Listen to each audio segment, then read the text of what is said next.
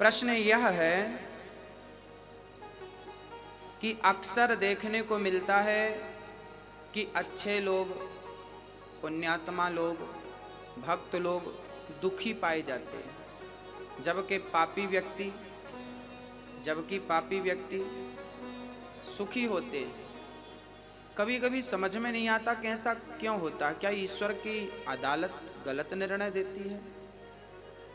ये क्यों होता है? प्रत्यक्ष देखने को मिलता है। इसके पीछे कारण है। एक गुरु जी के 2 शिष्य थे। दोनों शिष्य बहुत पढ़े लिखे थे, समझदार थे। एक शिष्य की आदत जरा गंदी हो गई थी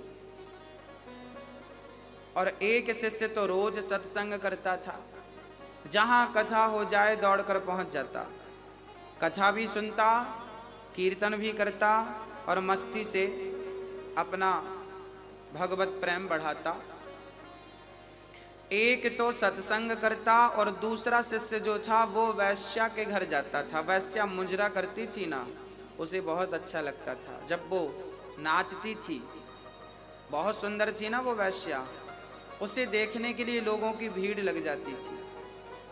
आपने भी देखा होगा, आज भी गांव में कथा भागवत सुनाने, अभी हम कथा सुनाने गए थे बिहार में, तो वहाँ लोगों ने बताया कि महाराज जी कथा में इतनी भीड़ नहीं है, इन गांव वालों को पता बस चल जाए कि कोई नाचने वाली आई है तो सबसे ज़्यादा बूढ़ों की भीड़ लगती है। ये बूढ़े लोग ना पता नहीं क्या देखना चाहते हैं, इनकी आंखें बड़ी प्यासी हैं।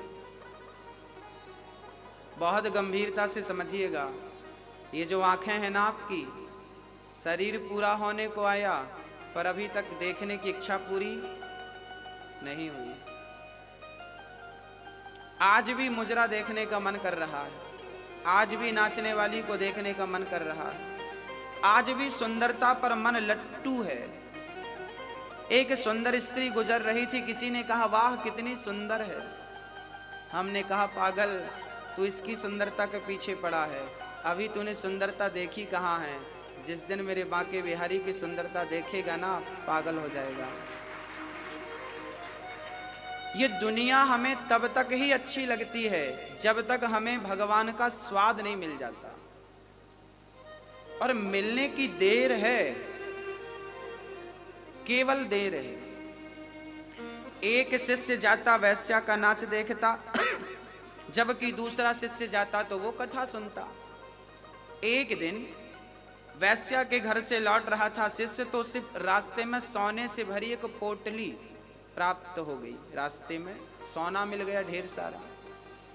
और ये सत्संग करने वाला जब अपने घर गया तो रास्ते में इसके पांव में एक लोहे की कील लग गई, और वो कील ऐसी लगी कि उसके पांव को फाड़ती हुई, हड्डी में चुभती हुई आर पार हो गई पांव में, पंजे में। अब वो लंगड़ाता हुआ गुरुजी के पास गया। गुरुजी, भगवान का न्याय कैसा है? मैं सत्संग करने जाता था तो मुझे कील लग गई, और वो वैश्या का मुजरा देखता था तो उसे सोना मिल गया। ये भगवान का निर्णय कैसा है?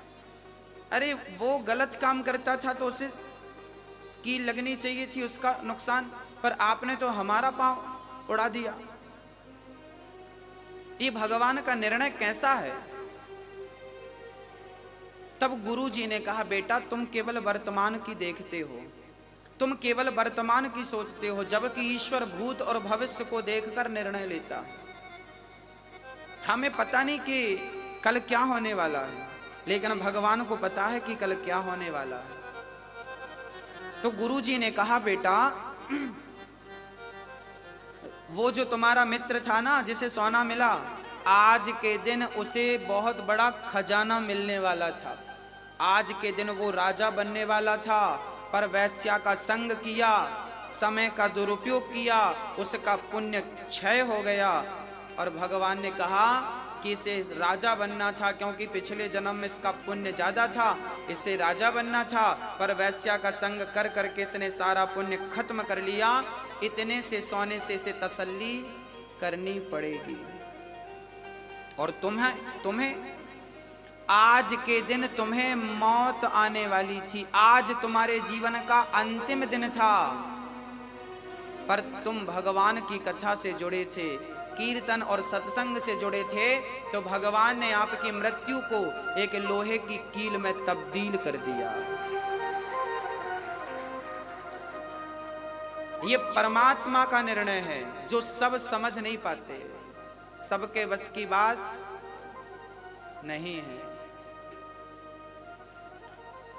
जीवन में जब दुख आए, जीवन में आपके, मैं आपसे बात कर रहा हूं, आपके जीवन में जब कोई भी दुख आए तो समझ लेना कि ये आपकी बहुत बड़ी, आप यदि ईश्वर से जुड़े हैं तो आपका बहुत बड़ा संकट परमात्मा ने छोटा सा करके निकाल दिया। बहुत बड़ा संकट, ईश्वर का धन्यवाद हमें देना चाहिए, ईश्वर का शुक्रिया अदा करना चाहिए। कुछ भी हो सकता है, इसलिए हर व्यक्ति नेगेटिव ना सोचे, पॉजिटिव सोचे, सकारात्मक सोच रखे। जब आप अच्छा सोचते हैं तो आप अच्छे बनते हैं, आप नकारात्मक सोचते हैं आप बुरे बनते हैं।